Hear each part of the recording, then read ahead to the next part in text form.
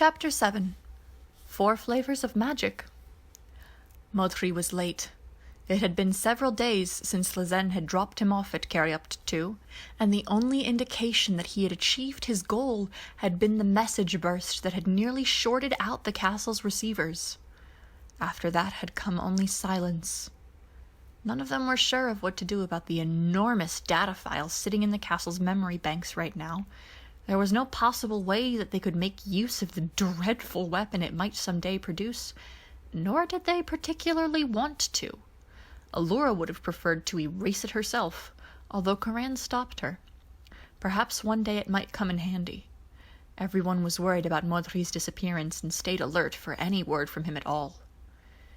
Lizen was fretting, pacing around the castle and muttering anxiously under her breath, unable to focus on any given task and fidgeting constantly. She wasn't used to things not going her way, the others noticed, and she agreed. "I'm older than I look," she told them, "and I'm used to making my own luck. I don't like it when I have to leave things up to chance. Modri's as clever and competent a fellow as one could hope for, but he's still fragile.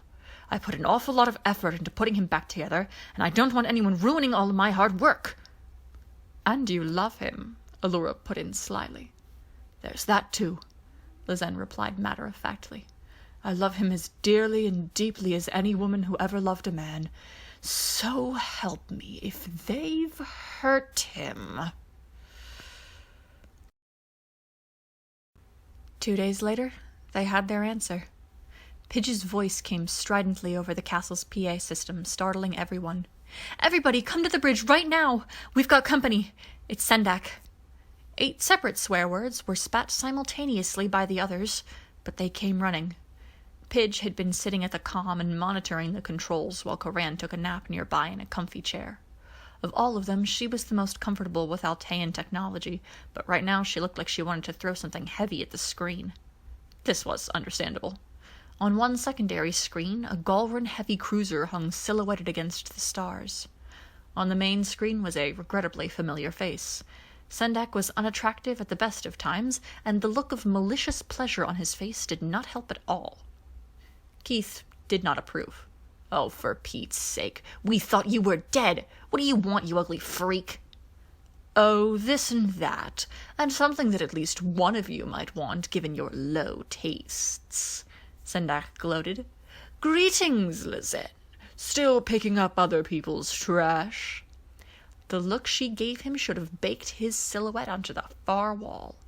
"It depends on your definition of trash. Still shining the Emperor's boots every morning, Sendak. You've the tongue for it." Sendak's expression hardened, and a muscle near his right eye twitched. "You always did have a way with words, even if your tastes in company leave much to be desired. Primitives and animals, is that the best that you can do?" Soluk and Tilla had come into the room as well. Coran had been a little upset with having the dragons wandering more or less at will through the house, but it was impossible to stop the big beasts from going where they pleased. Both of them gave the Galra on the screen a critical look and hissed disapprovingly. "High society palls, considering what has been floating to the top of late," Lizen countered lightly. "Enough of this gloating, you self-inflicted cyborg. State your business or go polish your parts where we won't have to watch." Lance cast her an amused look. "I take it that you and him go way back?" "Regrettably, yes." Sendak's evil smirk returned, and he beckoned with his artificial hand to someone off-screen. "At least I do look after my parts. You, however, seem to have misplaced something." A pair of soldiers dragged a ragged figure forward between them.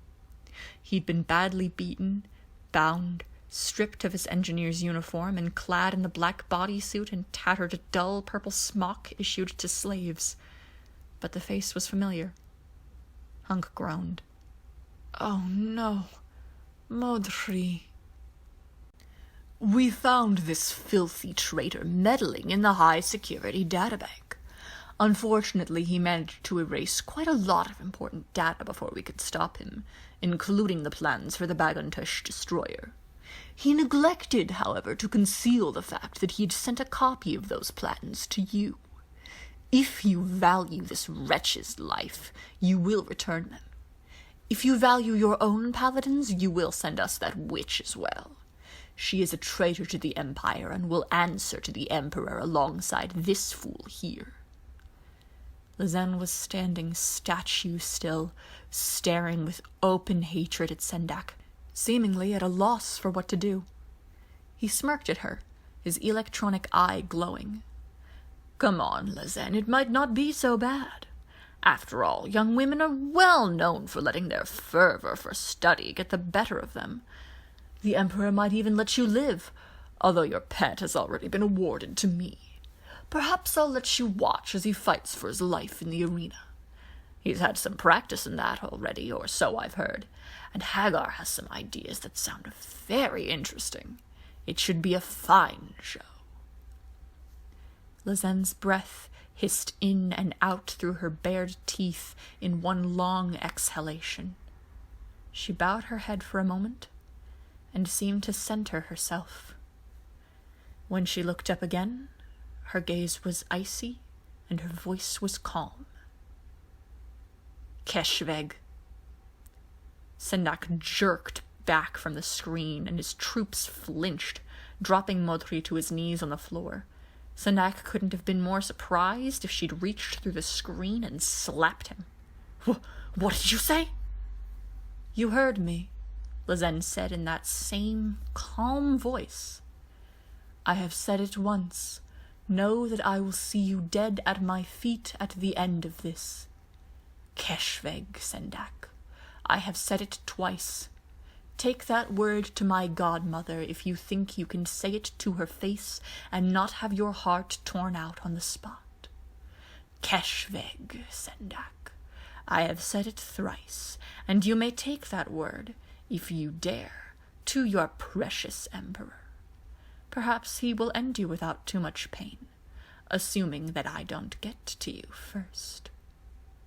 Sendak was staring at her in wide-eyed horror, and actually cringed when she swept her arms out to the sides and gave him a terrible smile. "And just so you know what you've turned against yourself and your superiors, pay attention. You might see it again one day." She made a sign in the air, closed her eyes, and began to chant softly in a voice that echoed oddly. "Tahemok. Voranze kaeo selads, dola se kotu tahemok."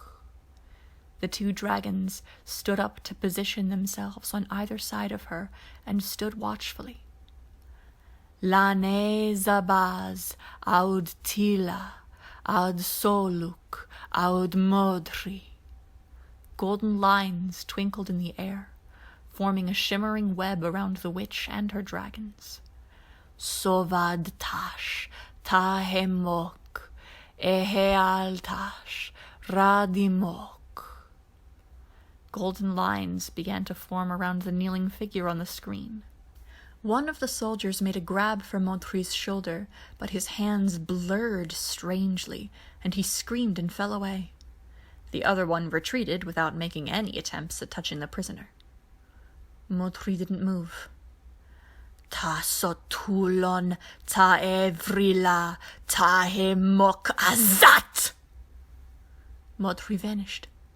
8 charged seconds later, he appeared at her feet, gasping and wild-eyed, but alive. Lizen swayed and had to prop herself up on the chair that Karan had been resting in, but the smile she gave Sendak was triumphant.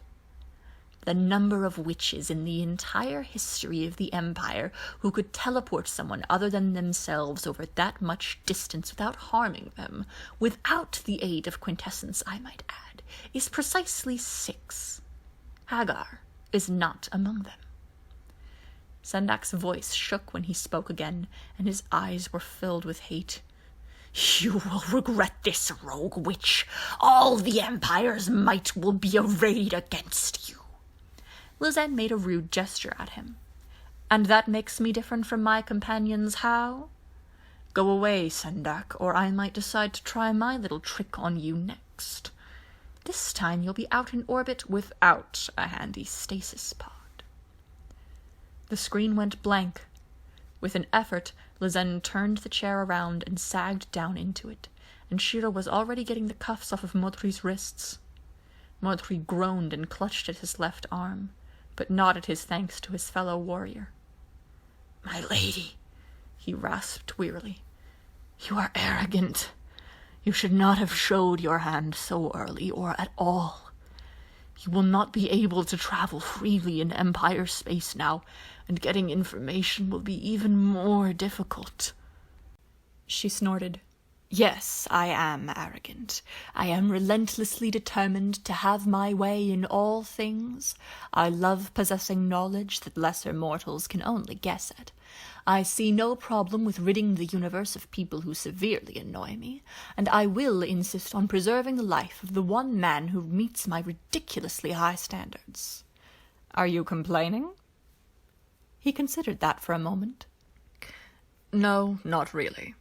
Hagar was delighted to have me back, if only for the interrogation. Sendak was an enthusiastic participant. Thank you, by the way. And you too as well."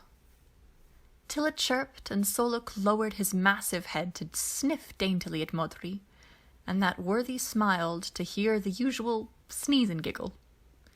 Lizen chuckled faintly. "Well, that worked. Hagar wasn't happy about it. Taj vek her multiple times, and with a squoochlick. That's disgusting." "So's she." Modri vented a creaking laugh and rested his head against her thigh, sighing when she laid her head on his shoulder. "No argument there. You still should not have done that." "I know. It was a risk, even with the dragons backing me up. I still don't care. I refuse to leave anything precious to me in the hands of the enemy, and damn the consequences. We have, at least, given them something to worry about."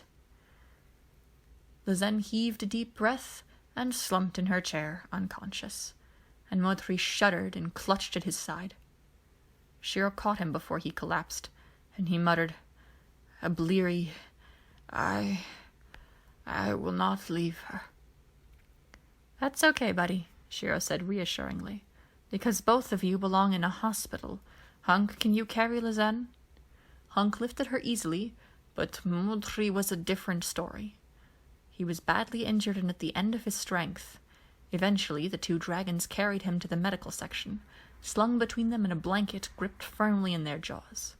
With their help, the paladins were able to ease him into one of the medical pods, and Koran ran scans as soon as the pod activated. "He's a tough old fellow, I'll give him that," Koran said, tapping a finger on the screen.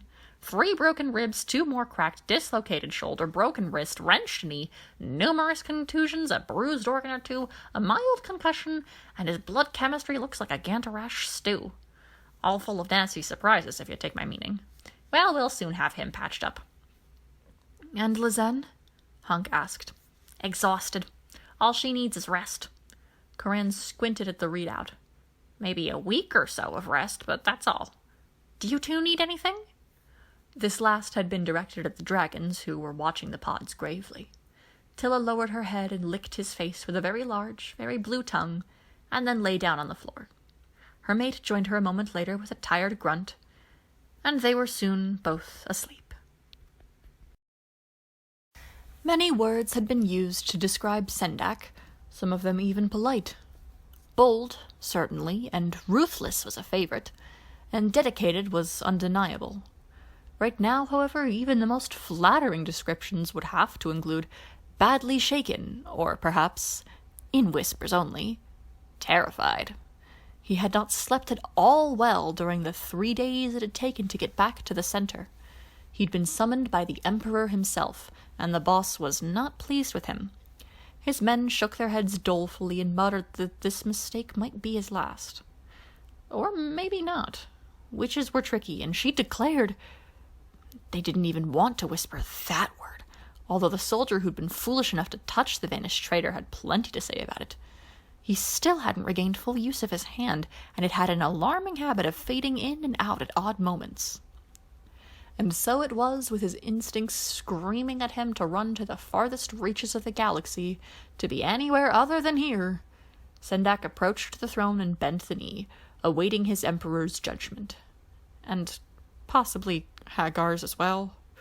She was beside Zarkon as always, her eyes glowing in the shadows of her hood. They observed him coldly for a long, uncomfortable moment, and then the Emperor's deep, dangerously mild voice slid through the air like a knife. "Sendak, it seems that you have difficulty in keeping your promises." Sendak didn't dare look up.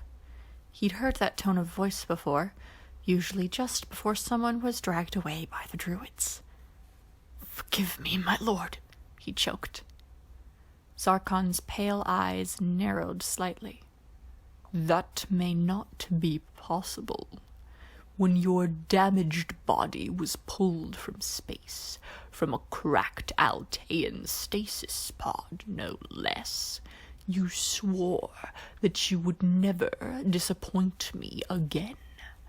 I cannot count how many other times I have seen that particular promise broken, Sendak. I expected better of you." "There were unexpected circumstances, my lord." Sendak could not quite keep the quaver out of his voice. "The witch Lizen—" "You had a hostage that she values," the Emperor stated immovably. "An advantage that has worked well for you in the past. Allied with the paladins she might be, but they would not have chosen to defend her. They have no reason to trust our kind, after all.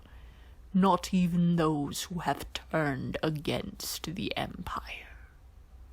You should not have returned empty-handed. At the very least, you should have brought back that traitor. You will tell me what happened." Sendak shuddered, but obeyed. "I managed to locate the Castle of Lions in the Corvadi sector, Quadrant 4 in the Torrigan system. I judged it wise to keep a safe distance." "Why did you not engage?" Zarkon asked. "My forces were not sufficient to engage Voltron in a pitched battle. That would have required a fleet." Sendak pulled in a shaking breath. "The paladins are soft-hearted, weak. Using that traitor should have worked. I offered to trade him for the plans or the witch. They should have taken the bait." Zarkon straightened slightly in his chair. He had a tendency to slump and almost never looked anyone directly in the eye these days. "I assumed they did not." "They never had the chance, my lord," Sendak replied, his voice gone hoarse. What he said next had a definite chance of killing him. "Lizen, the witch declared Keshvik." Both Zarkon and Hagar looked up in surprise, startled into silence for a moment. Zarkon hissed like a steam engine. "That is a word that I have not heard in a very long time. I do not relish hearing it now. Who has she set herself against?" "Me, my lord, and Hagar, and you." Sendak was trembling now and couldn't stop himself from doing so. "I was going to kill the prisoner, but she acted first and retrieved him." "How?" Hagar barked. "The lions?" "No," Sendak yelped. "The lions I might have dealt with, for the paladins have a habit of rescuing people alive. Ideally, I could have evaded them and used the prisoner to lure them into a trap later. She used magic to take him right out of my ship." Hagar's eyes glowed like searchlights, and a crackle of dark energies sizzled around her hands. "That is not possible. Not at such distances. Describe what she did." Sendak sagged forward.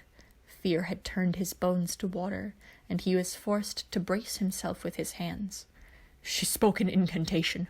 Golden forces formed around her and around the prisoner. Then he vanished, and a few seconds later he appeared at her feet, alive. One of my men was injured in the process."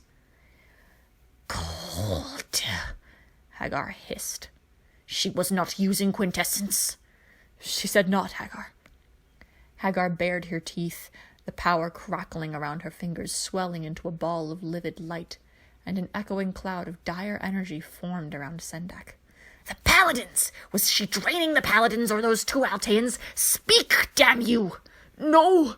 Sendak squeaked. "If anything, she ignored their presence. The only creatures near her were a pair of Zampidre prairie dragons. She threatened to do the same magic on me, and to leave me stranded halfway." She lashed a hand in his direction, and he cried out in agony as dark energy crackled through him, lifting him off of the floor entirely. "You will tell me what spell she used." "Hagar, I beg you, I have no knowledge of magic," Sendak screamed. His nerves were suddenly on fire. "Her words, Sendak!" Hagar snapped, clenching her fingers around a roiling ball of black and purple light. "Speak! I gave you those implants, and I can remove them. Speak, or I will split you at the seams."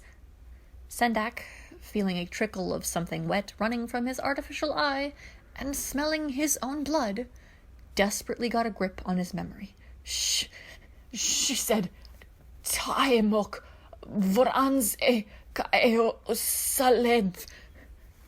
Hagar gasped, and Zarkon glanced at her with concern. "Dolase kotu Taemok," Sendak gasped. "Lenezbaz." "Silence!" Hagar snarled, dropping him with a crash. How dare she? How dare she? How did she find that spell?" "Is this something I should know about?"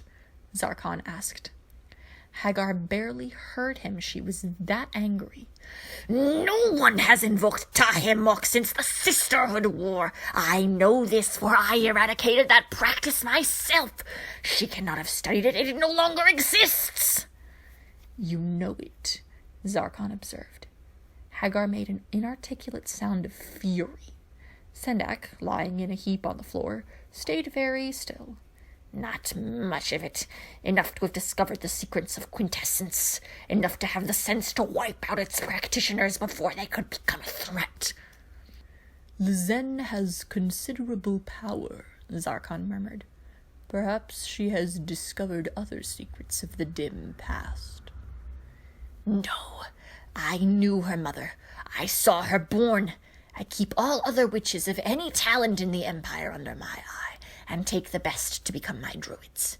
Neither Lezen nor any of her sisters had that sort of strength, and Lezen lacked even sufficient focus, always harrying off to odd corners of the Empire and making pets of her test subjects. Bah!" "The dragons, then?" Zarkon asked. "Impossible. I remember studying them." Hagar slashed a hand through the air. "Useless. Nothing but animals and completely incompatible with our sciences.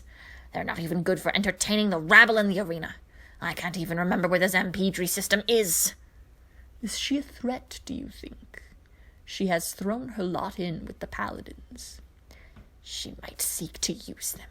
I will have to retire to the scrying chamber." Hagar hissed angrily. "She has declared Keshvik thrice, and that is no small thing in and of itself. If nothing else, she is alone. Tahemok was practiced in groups, and those earthlings have no talent for magic. The Empire is legion, and we possess quintessence in great amounts." "I will wait and see, then." The Emperor sighed and settled deeper into his throne. "Sendak, get out of my sight.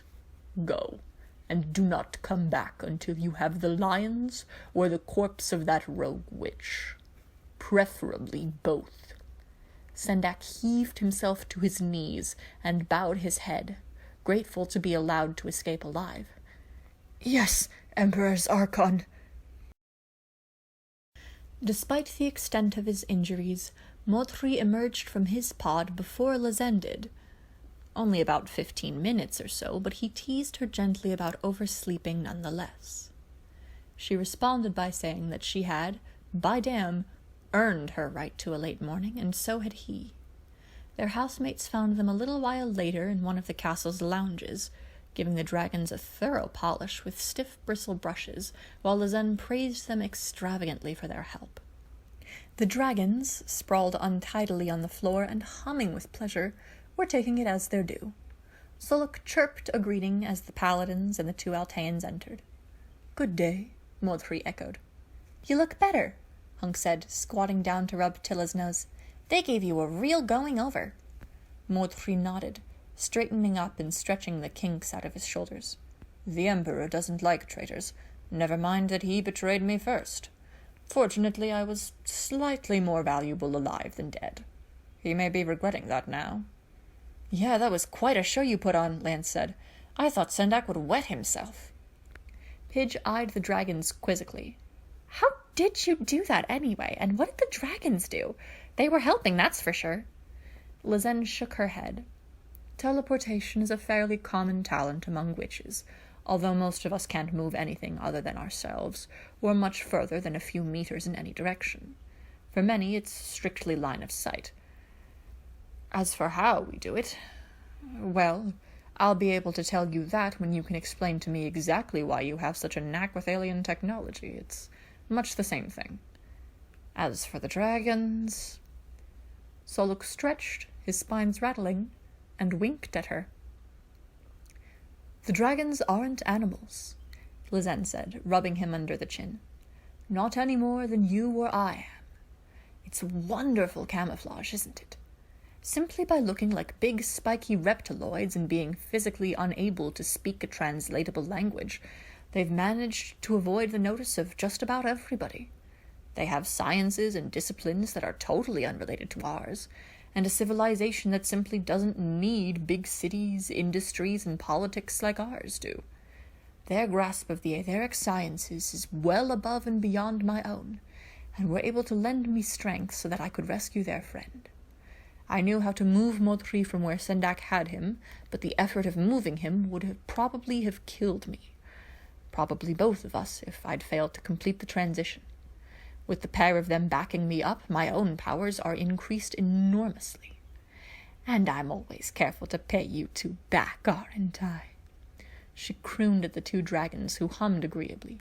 "I baby you ridiculously, so I do, and never once take your help for granted. I've also been very careful never to let the Empire learn what they really are." Keith knelt down next to Soluk and rubbed a hand over the big, scaly forearm. "Zarkon would drain them dry of quintessence in a snap if he knew. That's not going to happen." "I won't tell him if you won't," Modri said. Allura pulled up a chair and sat down next to them. "All banter aside, what you did was precipitous. What is Keshveg?" "Yeah," Pidge said. "Sendak looked like you give him a wedgie when you said that." Lizen smirked and gave Tilla another good scrub with the brush. "Pride," she told them candidly. "We Golra have always been prideful, right from the beginning, and it's led us into some bad habits. To answer your question, Allura, Keshveg, in its earliest and simplest sense, means disagreement. It's gained a few extra meanings over time." "It sounded more like a death threat," Shiro opined. "It is."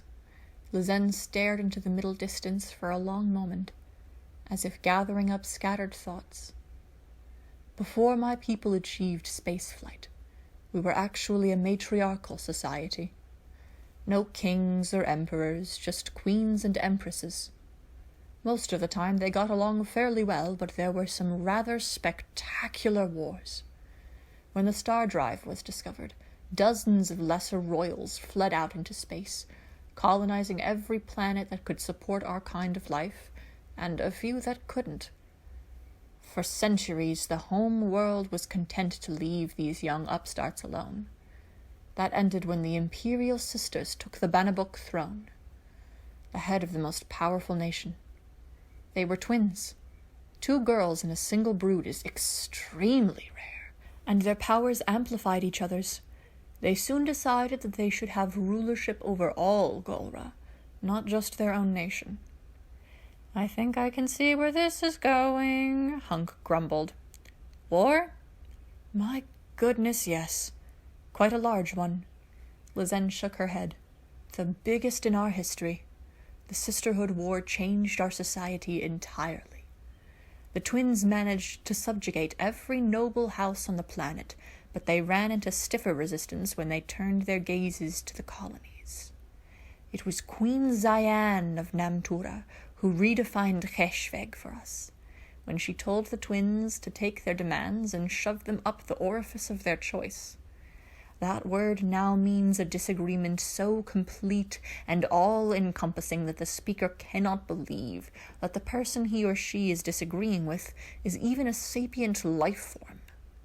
She who declares Keshveg sets herself against everything that the other does, says, is, and believes, and will seek to destroy them and all of their works in order to cleanse their perversions from the universe. Even today, it's not a word that is used often or lightly. Wow, Keith said. You've just declared war on a big chunk of the universe. Indeed, and you've gained a witch if you wish to keep me on. Lizen snorted in amusement. I can't make promises for Modri and the dragons, but I'm pretty sure that they'll hang around, if only to watch the fireworks. Coran gave her a hard look.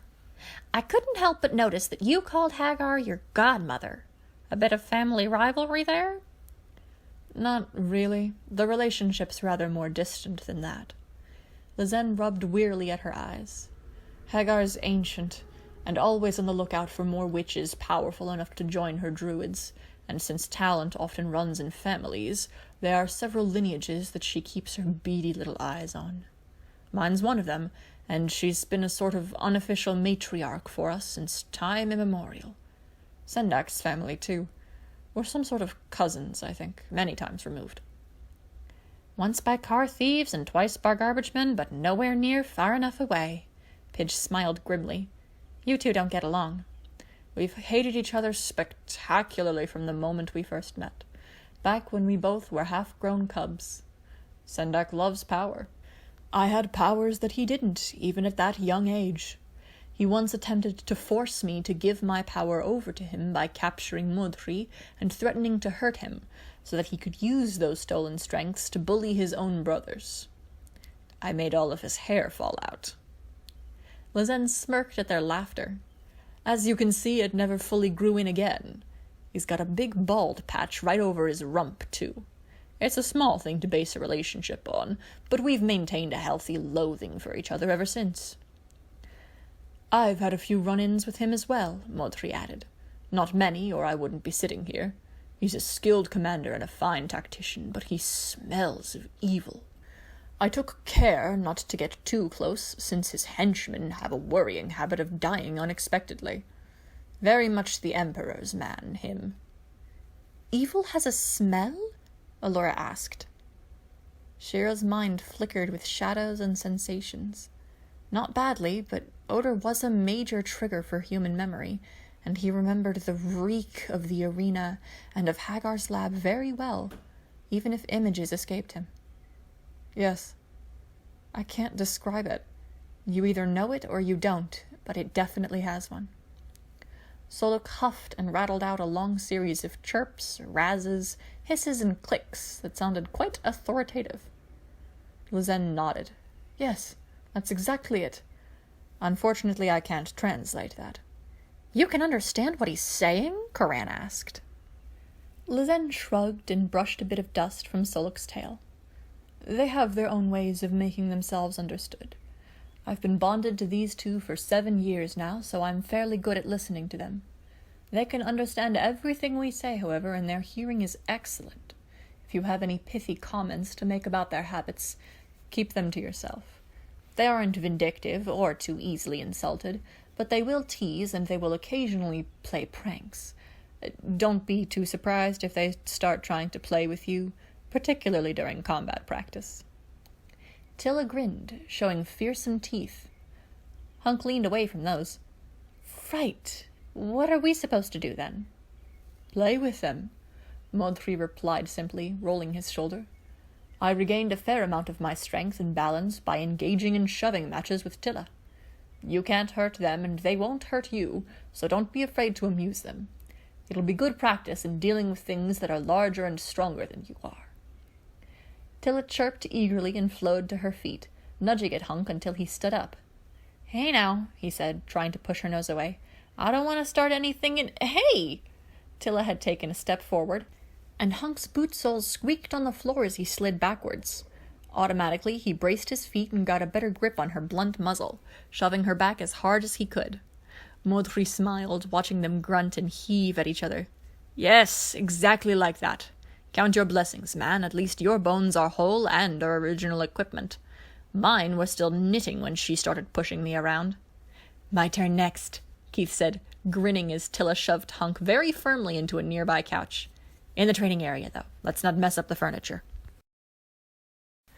Lance hit the floor flat on his back, bringing up his armor's force shield just in time to keep the huge fanged jaws from closing on his helmet. They gripped the shield instead with monstrous force. The fearsome beast swung its head from side to side, growling like a thunderstorm before sending him skidding helplessly away across the decking to smack into the wall on the far side of the room. It would have bounded after him, but a voice forestalled that. "All right, he's had enough, Soluk. You've gotten your point across." Soluk shifted restlessly from foot to foot and uttered a loud, unimpressed bark that echoed off of the walls of the training room. Lance had a bad habit of bragging about his own prowess that the dragons didn't like much. Lance heaved himself up with a groan and glared at the green paladin. "Oh, and I suppose that you can do better?" Pidge waved a hand at him. "Get off the floor and we'll find out." Lance was all too happy to leave the floor to his teammate, and stepped aside all the quicker when Soluk snorted at him. Pidge stepped up with a calculating expression that did not flinch when Soluk shook his horned head and roared at her. Soluk snorted and charged, fanged maw wide open. Pidge charged as well, diving and rolling under his snapping jaws to come up beneath him, jabbing her Bayard at his knee. It connected with a crackle, startling a yerk out of the big reptiloid, and he tried to whirl on her. Pidge was ready for that and had already rolled to her feet, staying under him as he danced in agitated circles around the floor and poking him in the elbows and knees whenever his head or tail got too close to her. Eventually, he gave a screech of exasperation and leapt aside. Pidge followed him relentlessly until she had backed him into a corner and laid her hands on his nose, signaling that she'd won. Soluk grunted approvingly and licked her sweating face. She turned to grin at Lance, who was gaping at her in astonishment. "Short people for the win," she laughed. Lance groaned. Right. I'm gonna go see how the others are doing." Not much better, apparently. In the next room, they found Keith flat on the floor with Tilla's clawed paw holding him down, his helmet lying on the other side of the room. He was laughing helplessly as she licked his hair into spikes. Hunk had already received the same treatment and was sitting down and checking his own bruises. "Hi," he said, trying to smooth down hair that had been licked into a coxcomb. "Having fun?" "Her more than me," Lance said, indicating a smug-looking Pidge. "Where's Shiro?" Keith pushed Tilla's head aside and pointed at the door into the next room. "He's taking the advanced course. To tell you the truth, I'm not looking forward to that. At least I can see these big guys." Lance and Pidge shared a puzzled look and headed over to peer through the door, the other two and the dragons close behind them. In the cavernous room beyond, they saw their team leader standing in a fighting crouch, seemingly alone. Something purple flickered to his right and he spun, raising his arm to block a blow from a quarterstaff. Lizen, they realized, grinning like a shark before flicking out of sight again. She reappeared several yards to the left, swung the staff at his head, flicked out before it could connect, and popped back in again right behind him. Shiro dropped, spun his leg around in a fast sweep. Lizen sprang aside, but wasn't quite quick enough to dodge the following blow that took the staff out of her hands. "Good," she said. "Very good. Remember, teleportation is line of sight, and that includes peripheral vision. Yours is actually better than mine, so keep that in mind. Also, if you're able, try to develop that proximity sense of yours a little more. Teleportation stirs up etheric waves, which will tell you exactly where I'm going to come out, if you can learn how to feel them. Just pay attention to what your skin is telling you, since your blood will pick up the vibrations faster than your conscious mind will. Once you've gotten the hang of that, I'll try messing with your basic perceptions. Hey, kids, want a turn? No thanks, they chorused, making her laugh. Shiro panted a laugh as well, turning to face them. You should, Or the dragons. Do you try your tricks with them? Lizen retrieved her quarterstaff and shook her head. Almost never. They know where I'm going to be before I get there. I gave up trying to surprise them years ago. I'll only teleport around them if I'm in a hurry. Soluk chirruped a suggestion. Soluk says to try you all out on something similar to what Shiro and I were doing. It's something that he and Tilla taught me, and it's been a great help. Don't worry, it won't hurt. Lizen smiled nostalgically. Not unless you overreact the first time like I did and fall flat on your face in a stinkweed patch. It's a mental exercise more than anything else. They looked at each other and shrugged. Okay, Keith said. Good. Helmets on, paladins, and come on in. Tilla, Soluk, not you. Not yet. You're a bit big for this, and human instincts work a little differently from mine. Do they? Lance asked. Yes. Galra are less likely to run away from threats, and we take care to assess them accurately. Humans are prone to unpredictable behavior and can react explosively to threats that don't exist. I picked up a fair amount of information while I was delivering your mail, and watching you has been an education. Lizen's sharp teeth flashed in a smile, and she led them into the center of the room. Now, stand here. Just stand and listen. Lights off. Instantly, the room was plunged into absolute blackness, causing some of them to yelp and protest. Quiet! Lizen's voice snapped out of the dark. Calm down. There's nothing that can hurt you here, save your own silliness. It's only an absence of light. It happens every evening. Easy now. Calm your heartbeats and clear your minds. One of the primary curses of sentience is that our own thoughts constantly get in the way of what the world is trying to tell us. Just stand quiet and listen. Lance fidgeted, and Pidge stared around warily at the empty darkness, but they soon calmed as well. Eventually, Lizen's voice drifted to their ears again, softly, as though it were coming from far away. That's good. Listen to the silence. Hear your own breathing, your heartbeat. Listen to the blood in your veins. You pulse with life. Feel it. It is like the wind, like the ocean, like the earth. Strong. Breathe it in. There is no effort involved at all. Lizen's voice was soothing, hypnotic, and the paladins stood like statues, listening to their own bodies. How long they stood there, silent and still, would surprise them later. Good. Your pack-mates stand around you. You trust them. They are your siblings. You do not see them, but you know that they are there. Hear their breathing. Feel the heat of their bodies. Smell their scents. Sense their closeness. Together, you are as one. Keith looked up. His eyes saw nothing but blackness, but he could feel Shiro standing behind him, and smell Pidge's shampoo off to his right. Hunk was a pillar of sun-warmed stone a little ahead of him, and the twitchy sensation to the left could only be Lance.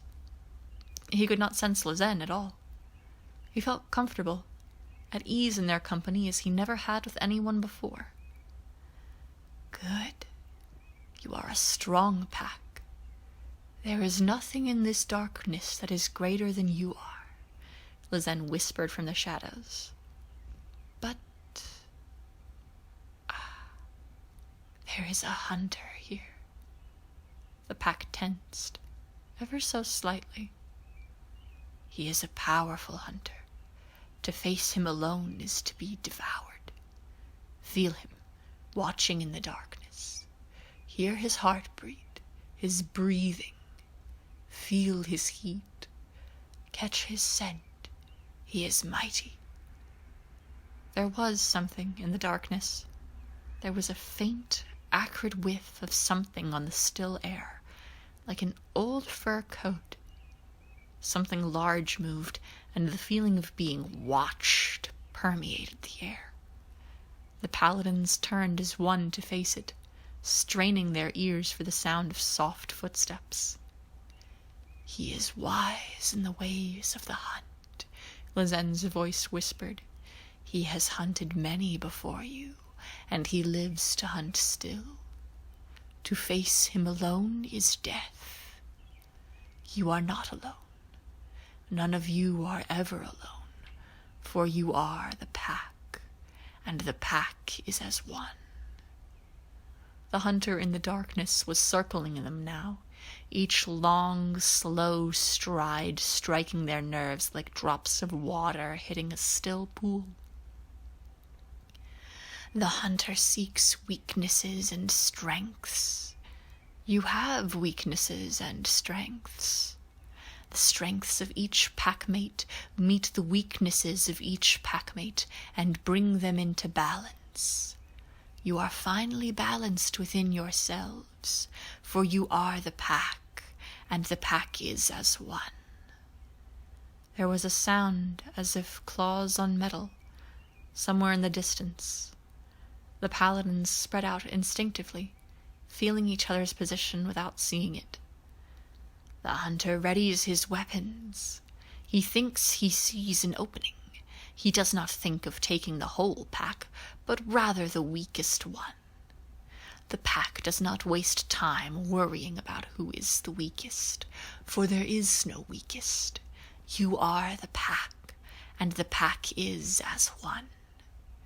The hunter in the dark was moving again, trying to flank them. Hunk and Shiro moved to guard Pidge and Lance, while Keith held the center. The pack is strong. The hunter is worried. He cannot take the whole pack.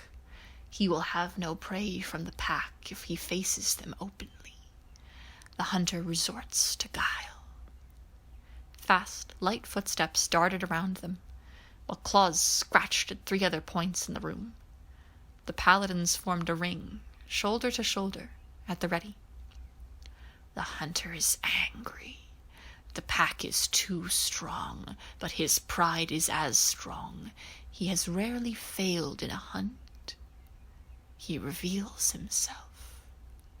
A pair of faint ruby lights gleamed in the darkness, small as if from a great distance. Even so far away, the lights showed themselves as belonging to something big. The paladins reacted instantly, arraying themselves against those 2 points of balefire. The hunter retreats. He will have no prey today. The pack is too strong. He is old, and he has become old by choosing his fights. He is vanquished, and he will remember this. He will remember all of you. But remember, you are of the pack, and the pack is as one. So long as you are as one, the hunter will never prevail." The lights vanished. The paladins relaxed, but remained watchful. The pack did not trust the hunter in the darkness not to take a cheap shot. There was only darkness and silence. And the scrape of claws on metal, close, too close, and a spark of red. Keith let out a howl of sheer feral rage and charged, the others right behind him. The lights snapped on, the sudden brilliance startling them into a scrambling, skidding halt. Leaning against the wall before them was Lazen, one hand outstretched. In that hand sat one of Alura's mice, the little red-eyed blue one with the surly expression. It stood up on her palm, waved tiny fists aggressively at them, and said, "Eek!" as fiercely as a small rodent could. Lance snorted, and then Pidge giggled nervously. Before long, all 5 of them had collapsed on the floor, hooting with laughter. "Very good," Lazen said over their gasps for air. "Keith, you've got good reflexes, but you mustn't ever rush blindly into a fight like that. It's bad for you. Who wants lunch?" Lunch, as always, was a compromise. There were bowls of the squidgy substances that made up the standard Altean diet, items resembling Terran foods that the castle's kitchen had been bullied into producing, and the protein-heavy things that suited Galran digestive systems. There were even large chunks of dense protein and bone equivalent for the two dragons, who munched happily at the far end of the room. "So the dragons taught you that?" Shiro asked, waving a fork in the reptiloid's direction and quirking his eyebrows at Lizen. "It's sophisticated stuff. I don't think that I've felt anything quite like it." "Yeah," Hunk said, spooning some of everything onto his plate. "I could actually feel everyone around me, and everyone felt different. Shiro, you're made out of steel, and Keith's like fire, and Pidge sort of sparkles, and Lance is generally awesome," Lance finished for him. "No, you're sort of all over the place at once," Pidge said, "like throwing a bucket of water at a stream from a snowblower. You're more like a stone pedestal, Hunk." "A handsome plinth," Modri murmured with a smile, and the others laughed and groaned. Allura giggled. Still, it seemed to work. Koran and I were watching from the observation deck, and you were moving with perfect coordination. Quite the best I've seen in some time. "Like the Kimblebacks, which have one mind but up to 12 bodies," Koran declared. "Lovely animals, but it does get a bit crowded during feeding time, and you're never quite sure which end of the beast you're talking to." Lizen nibbled thoughtfully at a baked root. "The dragons are pack hunters, but not apex predators. Believe it or not, there are things on the prairies that can break them down for stew meat very quickly if they're caught out alone. Acting on a united front is the first lesson their hatchlings learn when they're old enough to leave the nest. I had a bad experience with one of those things when I first visited their world, which is how I met Solok and Tilla. We drove it off together, and the dragons stayed with me out of curiosity.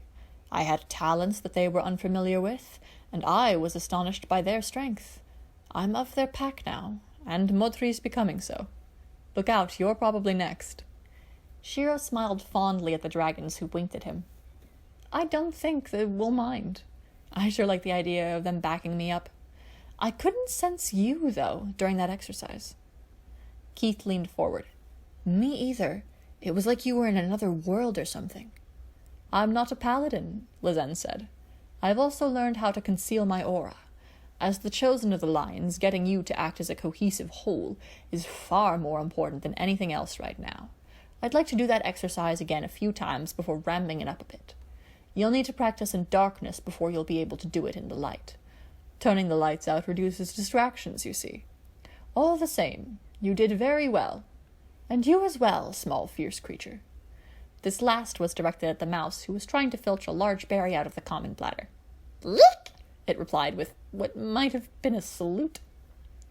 "We've had some practice," Keith said with a faintly dirty look at the two Alteans. "Training was kind of rushed, though. Are we going to have to do that thing you were doing with Shiro, with you popping in and out all over the place?" Modri sighed. "You are if you want to survive another encounter with Hagar or her druids. Do you think that you'll be able to teach them to see through illusions, Lizen?" Lizen gave them a considering look. "Probably, especially if they take those monsters on as a group. Some of them will be more sensitive than others, and Shiro tends to panic when he smells that sort of etheric disruption. He has good reason to, given his recent past." "So do I," Modri said with a sympathetic glance in Shiro's direction. "If you have to, you could plant a ward in his mind, as you did with me." "A ward?" Allura asked. "What's that?" "An etheric lock. A major part of Galran witchery involves influencing the minds of others. Wards are for blocking that sort of thing." Lizen waved a cautionary finger at them. "There are serious downsides to that, however. First, the subject must be willing. Trying to force a ward into someone can kill them or drive them insane. Secondly, the witch must be familiar with the subject. You're an alien, Shiro. I have very little experience with the ins and outs of a human mind. Thirdly, setting in a ward will block all etheric communication, including the link to your lion, and you can't afford that if you wish to continue as a paladin. I had to put a ward in Modri because Hagar and her druids had set controls in him that had turned him into their puppet. I removed those, but he remained vulnerable to their influence. Those scars he bears are more than skin deep, believe me. He had to have some protection if she ever got her greasy claws on him again, or she would have shattered him irrevocably. You're rather more resilient, Shiro. It will be better, if not easier, to work through your fear on your own." Not alone, Hunk said, laying a big hand on Shiro's shoulder. That's what this is all about, right? We're in this together until the end. Shiro smiled and patted his friend's hand. Thanks, Hunk. Pidge had other things on her mind, and one of them was nagging at her as she helped Karan and Modri run maintenance checks on the castle's inner mechanisms, which had taken a considerable beating over the last year. They were still finding bits and pieces of Galra sentries from that first disastrous invasion during that party with the Erusians, and finding and removing the crushed and decomposing corpse of Sendak's henchman had been awful. Pidge had felt more than a little guilty about that, although she'd also found Rover, her pet drone. Several important things had broken inside of it, but she was working on that in her spare time. Modri was currently lying on the floor with his arms up to his elbows in one of the control stations, trying to reach a component that had come loose and muttering Galran curses in a low undertone. Eventually he'd pulled his arms out and sat up, stretching his shoulders out with a pained grunt and a crackle of joints. He'd managed to prod the household tailoring device into making him some spare clothing in the same style that Lazen preferred. Loose, comfortable trousers in some sort of fine fabric and a sleeveless, square-necked tunic with a simple geometric design around the hems. It looked good on him, but it also made his scars very visible. He was still thin, too, despite the good care he'd received. Not thin enough for this work, though. Karan, either you'll have to do this or call in the mice. I just can't reach that coupler, and Pidge's arms are too short. Modri glared at the tiny access. Honestly, are all Eltaian machines specifically built to drive the repairmen crazy? Most of them. Karan knelt down and peered through the hatch. It's part of the training. Can't make it too easy on the engineering corps or they'll get sloppy. Also helps to weed out the cadets whose hearts aren't in it. I admit that it makes things difficult for the rest of us when there's nobody else to drop this duty on. It'd be a lot worse if we didn't have the mice. Good mice, those mice. Karan shoved his arm in and fished around inside. There was a faint click from within, and the terminal came online with a rising hum and a flicker of lights. There, Karan said in satisfaction. Pidge, does the terminal test clean? Pidge was already running diagnostic checks, and after a moment was pleased to report that nothing was wrong. It's good, Karan.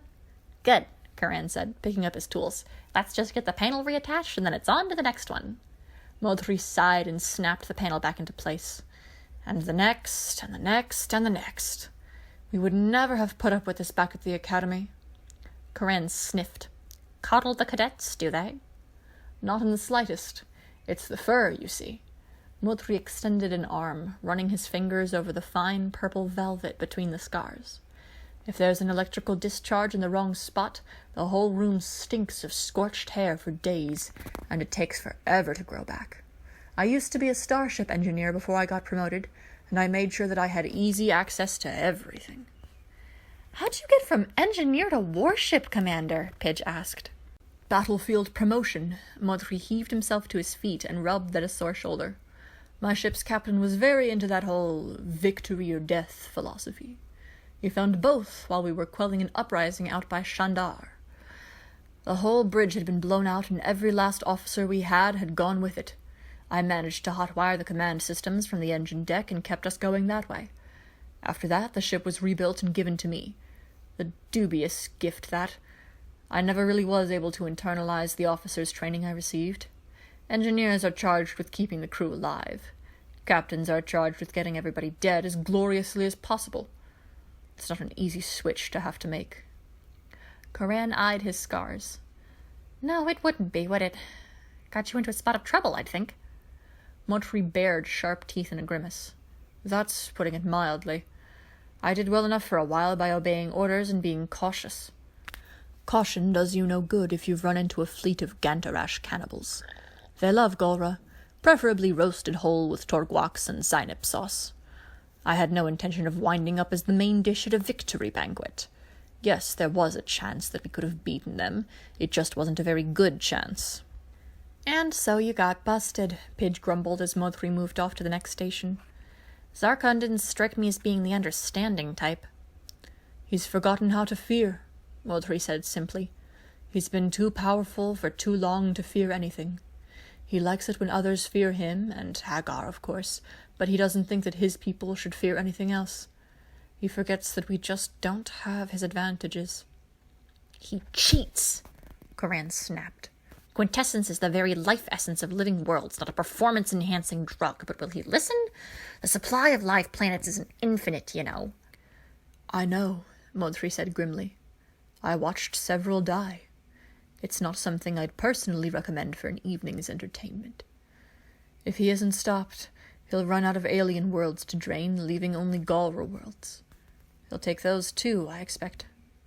He'll take everything if he's allowed. Every last living planet in the universe. Voltron, powered with quintessence, piloted by his hand-picked henchmen, and captained by himself, might just be able to take them on. Trillions will die in the attempt. Trillions already have. Perhaps he seeks to drain the very stars, too. We have to stop him, Pidge said, chilled to the core. I don't know how, but we have to, and that means taking down Hagar. Is Lizen up to that? Modri sighed. I have no idea. She's strong, and the dragons will support her, but Hagar hasn't lived all this time by being careless. All I can do is trust in my lady. Maybe if we had more than one witch, Pidge said. She's teaching us some neat tricks already. She said that one time, right after she rescued you, that my talent for alien tech was like her talent for teleporting. Do you think she can teach me how to do that? Modri paused and looked uncertainly at her. I don't know. You're probably better off learning such things from Allura, who's been hooked into the castle itself. I'm certainly not the one to ask. He gave her a sudden smile.